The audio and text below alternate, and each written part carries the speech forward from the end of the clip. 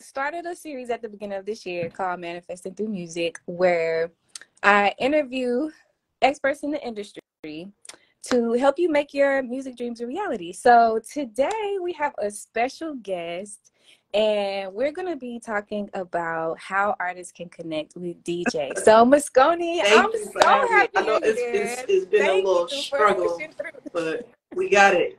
Yes, We got it. but we here. Okay, so first, just tell me a little bit about yourself. But first, I need to know about your name. Like, what's the story behind your name? Basically, Yes, it's like I the need center detail. in San Francisco. We call it the city, right? So if I say the city, I'm talking about San Francisco. Like, Yeah. there's no the city other than San Francisco. But if you ask people from Georgia, they're Okay. gonna say Atlanta is the city. You ask people in New York, they're gonna say New York City. Blase, blase. So anyway, it's this building in the city. It's like a convention center. It's like super big, and it's called the Möscöné Center. So basically, I used to drive Uber, and then I just would see a lot of people going in and out the building. I was like, oh, I basically want to attract the same thing. So foot traffic when it comes to my name, a lot of networking, a lot of people. So that's where it came from. I love that. Yeah. It's so unique. What's funny is I've never met anybody with that name, right? So when I went on TikTok, I put in your name, and when I say I saw like 10,000 other Mosconians, I was shook. Yeah, I was like, this is the first time I've ever heard this. That's but now crazy. I see all these others. So how did you get your name? So well, so I came up with my stage name because my name is Deja, right? And I got my name because when my mom was pregnant, she tried to hide it from my grandma. And so when my mom came home from school, my grandma was like, wow, this is deja vu, because she knew she was pregnant. But at the time, like, she could see it when she came home. So that's how I got my name. And so as far as my stage name, like, I wanted something that would represent the energy that I want to bring to not just the industry, but just to my platform as a whole. And so I just wanted to be a positive light, and that's how I came up with SunDej, right? So yeah, that's the story behind my name. Like a diamond, period. Thank you. Okay, so my first question is, how did you become a DJ? Like, was this something you always wanted to do, or is it something that just came up later on in life? I had no plans on being a DJ. So for people who really know me, they know me as a basketball player. I went to Grambling, and then when I came back from there, like I tell everybody else, I used to drive Uber for like a couple of, maybe like 2 years. And then, I don't know, just out of nowhere, somebody was like, oh, I got a gig or whatever. And I'm just like, maybe I should be a DJ, because everybody would be like, oh, you got all the slaps in your iPod or on your phone. And the only thing that slap is music. Food don't slap, like nothing. Only music. Only music slap. So they're like, you got all the slaps in your phone. I'm like, okay, cool. Well, maybe I should consider it. So it was like a nonprofit organization. And I just did like their holiday party, and from there I got in this club called Level 13. It's in Oakland, and then from Level 13 I got a residency at this club called the Bench and Bar. It's like a gay club. It's no longer, but yeah, that's how I started. Just kind of, it chose me. I didn't choose it. Yeah, I love that, because for most people, even myself, like as a child, I knew I wanted to sing. I just love to sing. The only difference is when I was younger, I would only sing in private. And as I got older, I didn't necessarily want to build a music career. That was just always a childhood dream. It wasn't until I lost my brother to gun violence that my dad, he wanted me to sing a cover to this song. That it was the last song that him and my brother listened to together. And I was like, why do you want me to sing? Like, I'm not singing to nobody. It's not like I'm out here trying to sing. Was it at the services that he had you sing it? No. No, he just wanted me to do a cover. So we ended up going to his friend's studio, and it was a studio in his basement. And it was my first time ever being in the studio, and it felt like a really big deal. It felt like home to me, you know, even though I had never done it before. And we did the whole cover in one take, and then I shook. And when I left, he posted it in his story, because I told him, I was like, keep this to yourself. He didn't listen. He put it in his stories, and people were like, what? She's doing music? Like, what else does she have? And he was like, Dej, you got to make some music. And I was like, okay, let's see what happens. And that's how it got started. It chose me, like, right? The best things in life are the things that are unplanned. Like we didn't plan this. We didn't plan our relationship. So, you know, the best is to come. Yeah.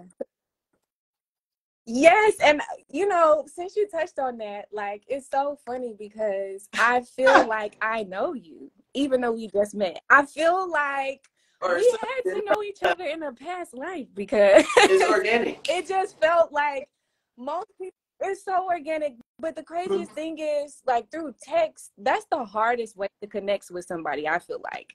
But even through the text, I could feel your energy, like I could feel your voice, and I'm like, he was like, no, we gotta talk. We gotta talk. I'm like, you know, yes. So I love that for us, and I appreciate that so much. And even like through all the things that happened as we were trying to start the live, like I was like, okay, it's gonna work. We just have to keep working through this. I need to grow on there, but we'll get to that. And I think we couldn't do it because I don't have 1,000 followers on there. So maybe okay. I didn't know that. Okay. We can explore that further. We just I still would like have to be side by side at some point. Yeah, we will. So let's do it. Well, when I come there, we're gonna make it happen. Okay. My next question. Okay, so I was checking out your bio, and in your bio it says that the DMs are open. Can you elaborate on what that means? Because I feel like when it comes to building relationships or even booking services, a lot of people shy away from DMs. Like, I'll see some people specifically, whether it's hairstylists or it doesn't really matter the field, but they'll be like, don't DM me. You know what I mean? So tell me more about the DMs intention behind that. For the baddies. Like, I'm oh I'm just playing. Nah, seriously, the DMs is open for anybody to hit me. Like, I'm not a person who is too good to work with anybody else, so my DMs are open. I can see maybe if somebody is like getting flooded out by the DMs and they just hella annoyed by it, so they like DMs closed. But for me, like, I work with anybody as long as you have a good work ethic. So DMs is open. Okay, so with that, tell me, when you connect with people, would you say, how does it happen the most? Is it word of mouth? Is it somebody referred them? Or do people really slide in the DMs and be like, the majority is word of mouth. Yes, I'm open to word podcast interviews. DMs is open. Type in, hit me. But I was just replying to a comment right there. But like, okay, I see. I'm open. I'm open to work with anybody. And to answer your question, a lot of the work does get done through word of mouth. Like, especially at the point where I am in my career, I don't really look for the opportunities anymore. They just come. The ones that I'm looking for more so is the production side. Like, the DJing is like, everybody know I'm a good DJ and stuff like that. So just word of mouth. Like, there's a DJ in LA who couldn't make it to the Bay Area just recently, like 2 weeks ago. And then these people hit me up, these promoters, and they were like, oh, we heard you're a really good DJ. We want to book you. So just like that, stuff like that. But DMs, I would say 40% of bookings come through Instagram. Okay. 40%. But it's now, okay, to piggyback off of that, it's kind of like you froze. It's go ahead. Glitching a little bit. I don't know if it's me or you. A little bit, yeah. Mine glitching too? I don't know. But what were you saying? Mine glitching too, or is it just yours? Yes. Yours. Let me turn my Wi-Fi off. Okay. What they say to the lady who's hosting the live? Are you an artist as well? Yes, she is an artist. Yes, And yes, somebody I asks how am. you are doing. They want to know how you doing. I'm doing good. I'm doing good. Thank you for joining the live. Okay, so what I was gonna say to piggyback off of that question, what is do you have any pet peeves when it comes to how people approach you in the DMs? Because I Okay. feel like sometimes there's an unspoken etiquette. You know what I mean? So just share with us some of the things that are you would say do's and don'ts when it If it's comes an to sliding in the artist, DM. like just like sending me this organic message, well, not organic message, but like a copy and paste, like I don't like that because it's not really personal. I mean, it's like body. Yes. You just flooded me out. If you come to me like, hey, Möscöné, you know, I've been watching you, da da da, blase blase. Could you please check out my music? That's different, you know. Now we got a little personal connection versus you just copy and pasting. You copy and paste, most likely I'm gonna open it and close it. And then Yeah, for same. booking agents or like promoters, a pet peeve of mine is if they hit me and they're like, "Hey, this is the budget." Like, what do you mean? You're not gonna even ask me?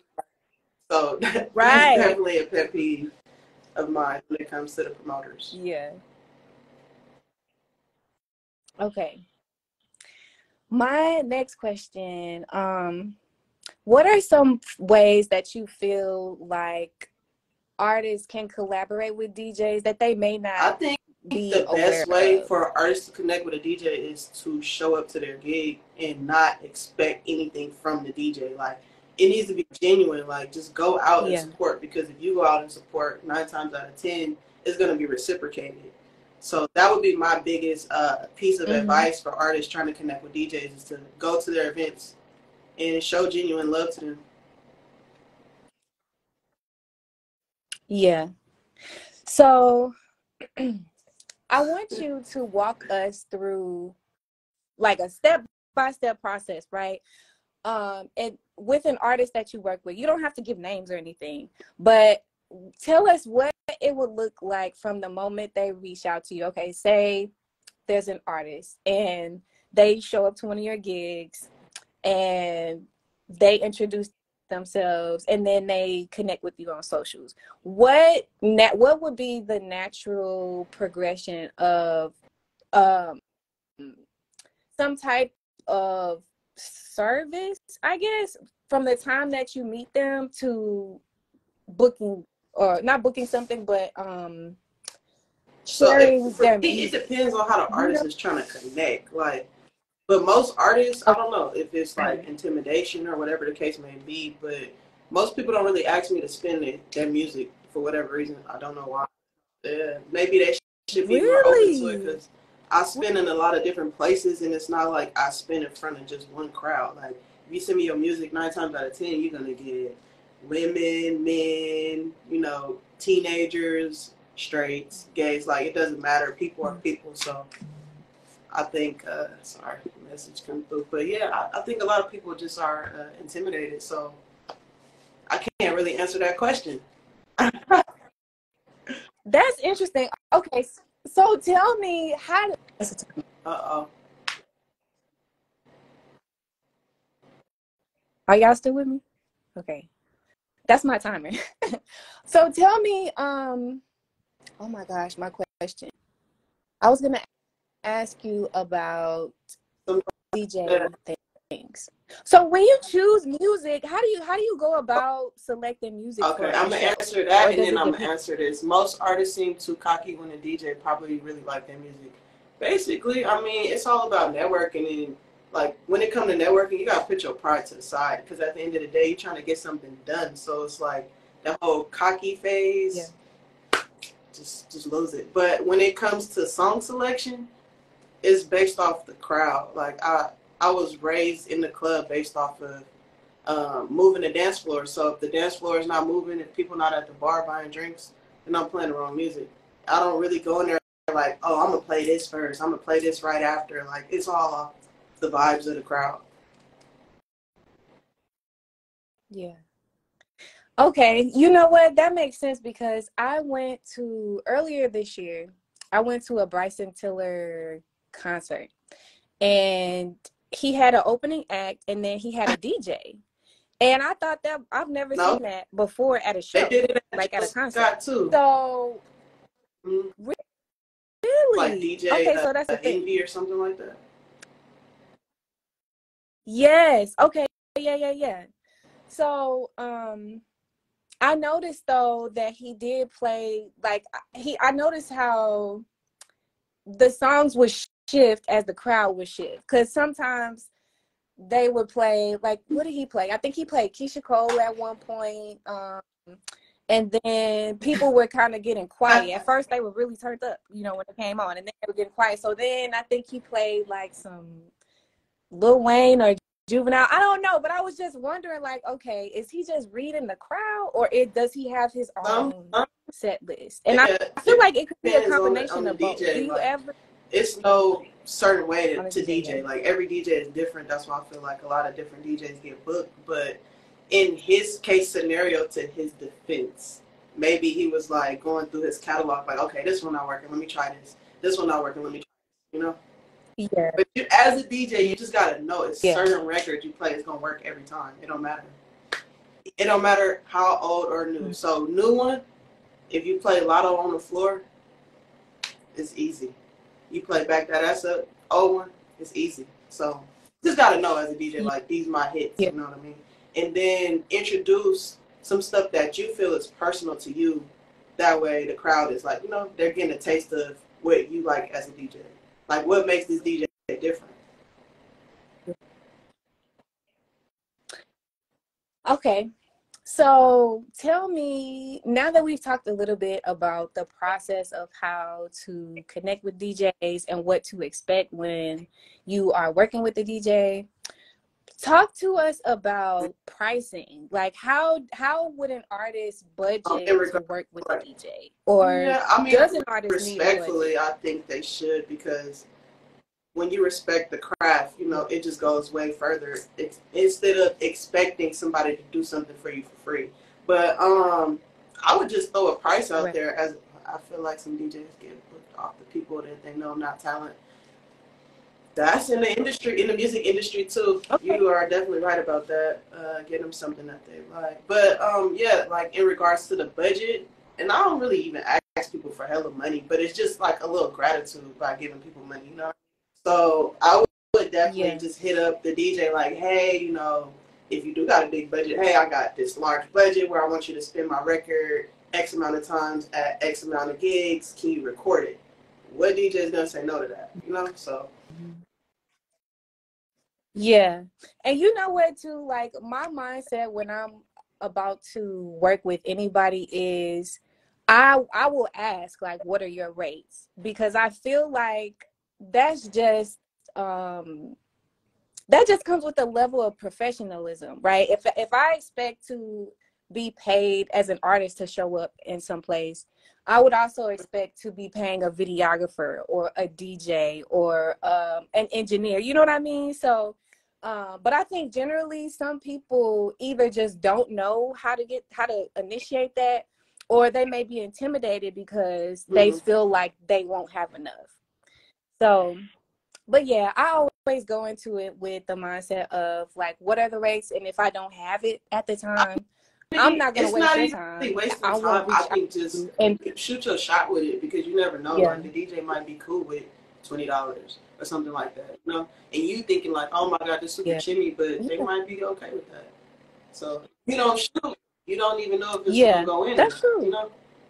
But I will give you a cheat code. Yeah, If you want your yeah, song played and you're at the club, go to the DJ, give them $50. They gonna play a song like right there on the spot. okay, Because 50 is like, that's like kind of big.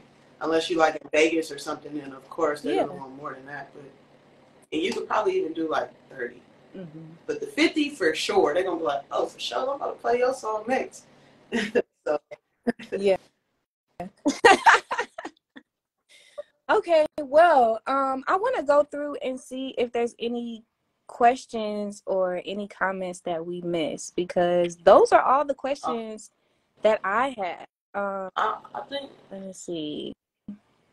And you tell me if for you the miss, if you see most any. Did we part, get them all? yeah. But if anybody else has any additional questions, just type it. Good point, Dej, because it's good to know that you're trying to come correct and with respect. Sound like you need to get on the podcast with her too. Yeah.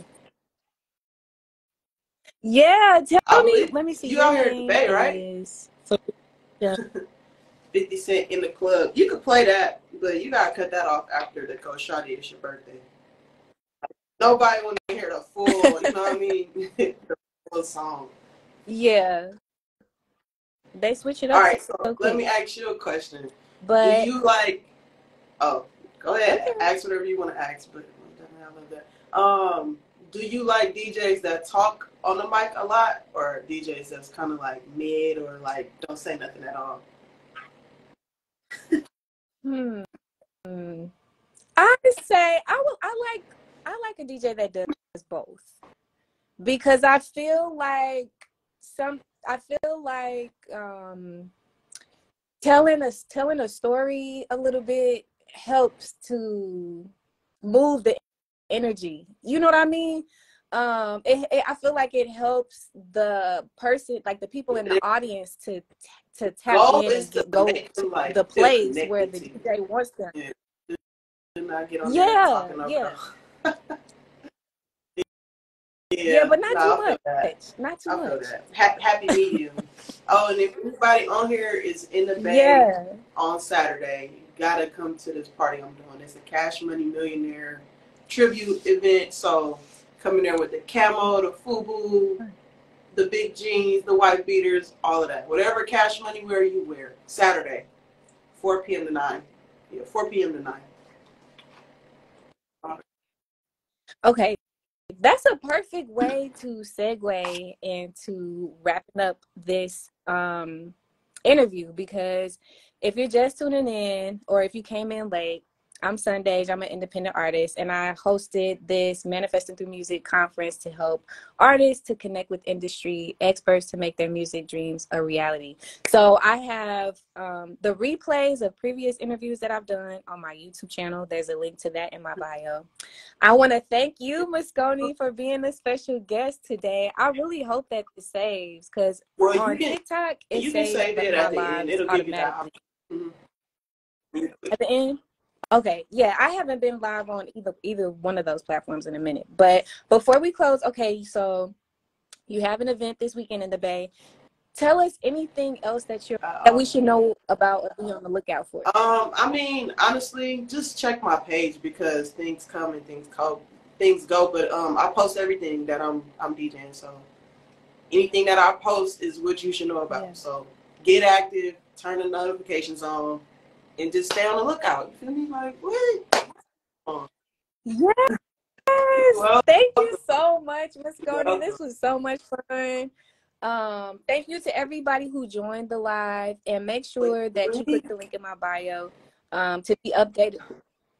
Yes, to be updated on future interviews, and hopefully to catch the replay of this one, because when it saves, I'm going to be putting it on the YouTube channel as well. So y'all have a great night, and we'll see you in the next one. Bye, Möscöné.